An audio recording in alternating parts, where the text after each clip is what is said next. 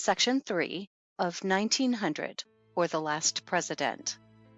Chapter 7. This first year of the Silver Administration was scarcely rounded up ere there began to be ugly rumors that the government was no longer able to hold the white metal at a parity with gold.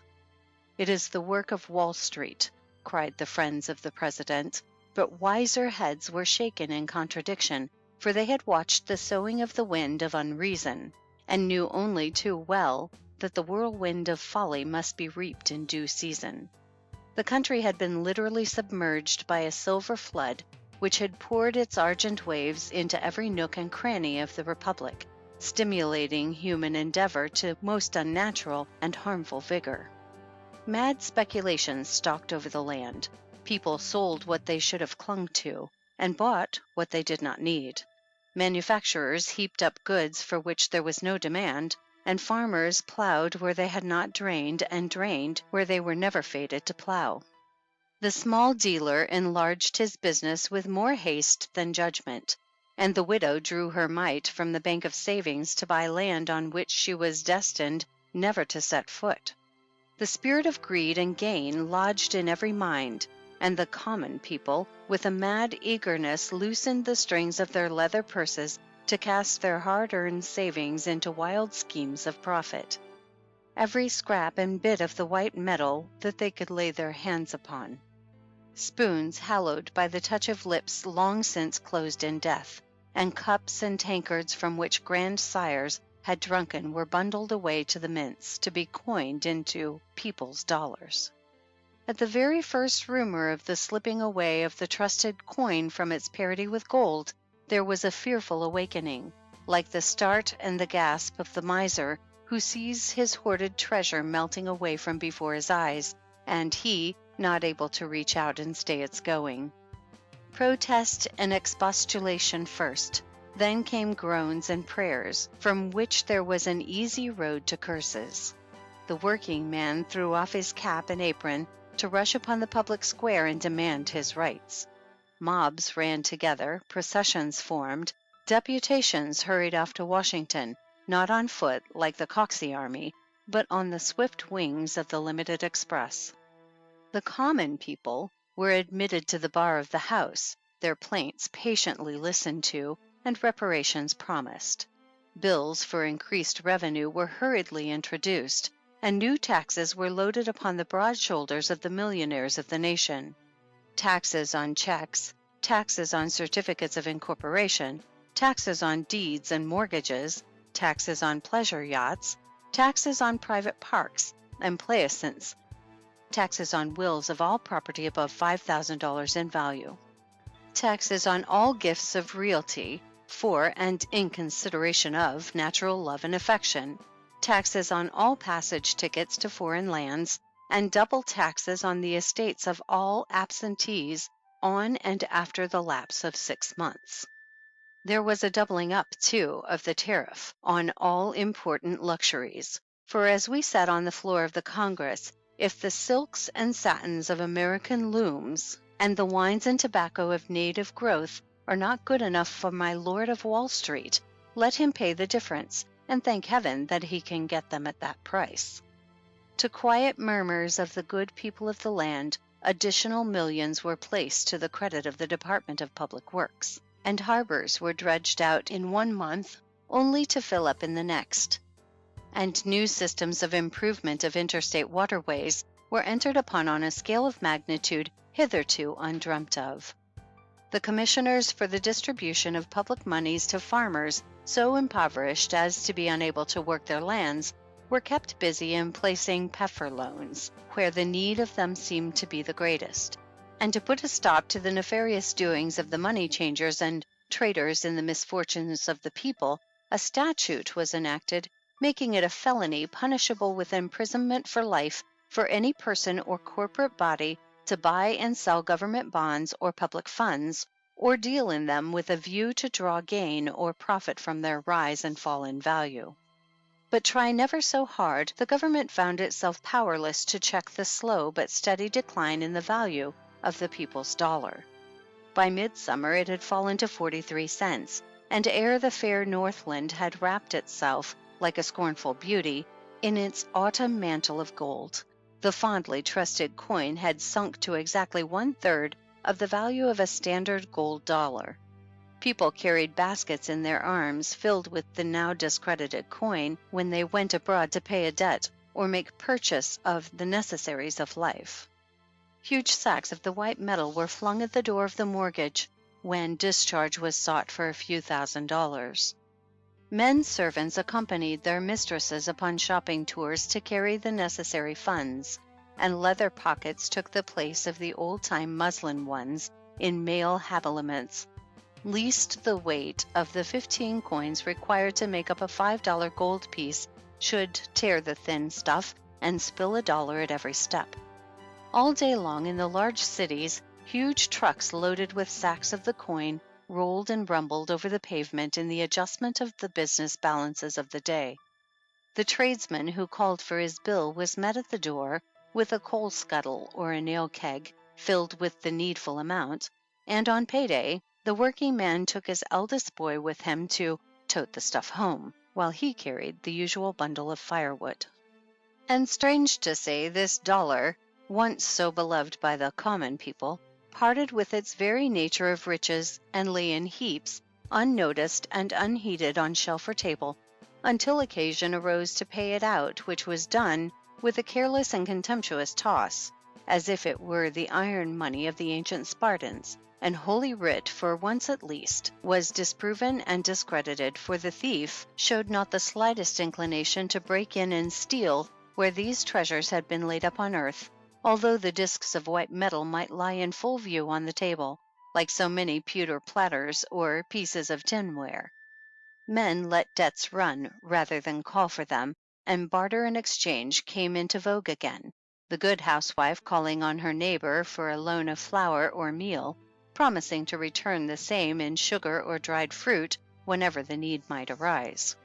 And still the once magic discs of silver slipped slowly and silently downward, and ever downward in value and good name, until it almost seemed as if the people hated the very name of silver. Chapter 8. The fateful year of '99, upon its coming in, found the Republic of Washington in dire and dangerous straits. The commercial and industrial boom had spent its force, and now the frightful evils of a debased currency, coupled with demoralizing effects of rampant paternalism, were gradually strangling the land to death. Capital, ever timid and distrustful in such times, hid itself in safe deposit vaults or fled to Europe. Labor, although really hard-pressed and lacking the very necessities of life, was loud-mouthed and defiant. Socialism and anarchism found willing ears into which to pour their burning words of hatred and malevolence. And the consequence was that serious rioting broke out in the larger cities of the North, often taxing the capacities of the local authorities to the utmost. It was bruited abroad that violent dissensions had arisen in the cabinet, the young president giving signs of a marked change of mind, and like many a man who has appealed to the darker passions of the human heart, he seemed almost ready to exclaim, "I stand alone. The spirits I have called up are no longer obedient to me. My country, oh my country, how willingly would I give my life for thee, if by such a sacrifice I could restore thee to thy old-time prosperity." For the first, he began to realize what an intense spirit of sectionalism had entered into this revolutionary propaganda. He spoke of his fears to none save to his wise and prudent helpmate. "I trust you, beloved," she whispered, as she pressed the broad, strong hands that held her enclasped. "Hey, dear one, but does my country?" came in almost a groan from the lips of the youthful ruler. Most evident was it that thus far the South had been the great gainer in this struggle for power. She had increased her strength in the Senate by 6 votes. She had regained her old-time prestige in the House. One of her most trusted sons was in the Speaker's chair, while another brilliant Southron led the administration forces on the floor. Born as she was for the brilliant exercise of intellectual vigor, the South was of that strain of blood which knows how to wear the kingly graces of power so as best to impress the common people. Many of the men of the North had been charmed and fascinated by this natural pomp and inborn demeanor of greatness, and had yielded to it. Not a month had gone by that this now dominant section had not made some new demand upon the country at large. Early in the session, at its request, the internal revenue tax, which had rested so long upon the tobacco crop of the South and poured so many millions of revenue into the national treasury, was wiped from the statute books with but a feeble protest from the North. But now the country was thrown into a state bordering upon frenzy by a new demand, which, although couched in calm and decorous terms, nay, almost in the guise of a petition for long-delayed justice to hard-pressed and suffering brethren, had about it a suppressed yet unmistakable tone of conscious power and imperiousness, which well became the leader who spoke for that glorious Southland to which this Union owes so much of its greatness and its prestige. Said he, "Mr. Speaker, for nearly 30 years our people, although left impoverished by the conflict of the states, have given of their substance to salve the wounds and make green the old age of the men who conquered us. We have paid this heavy tax, this fearful blood money unmurmuringly. You have forgiven us for our bold strike for liberty that God willed should not succeed. You have given us back our rights, opened the doors of these sacred halls to us, called us your brothers.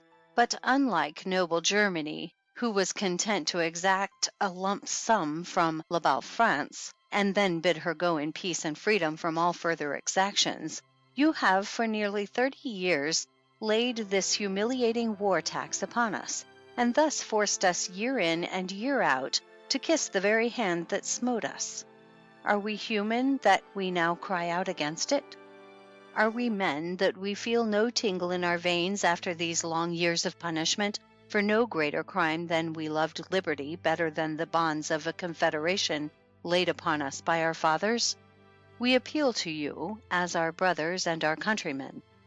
Lift this infamous tax from our land, than which your great North is 10,000 times richer.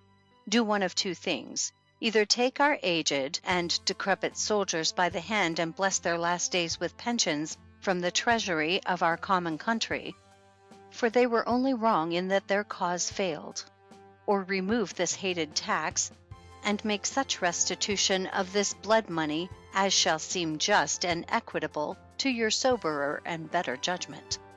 To say that this speech, of which the foregoing is but a brief extract, threw both houses of Congress into most violent disorder, but faintly describes its effect.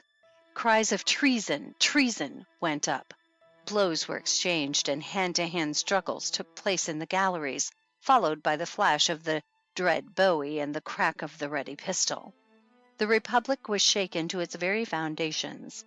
Throughout the North there was but a repetition of the scenes that followed the firing upon Sumter. Public meetings were held, and resolutions passed calling upon the government to concentrate troops in and about Washington and prepare for the suppression of a second rebellion. But gradually this outbreak of popular indignation lost some of its strength and virulence, for it was easy to comprehend that nothing would be gained at this stage of the matter by meeting a violent and unlawful demand with violence and unwise counsels.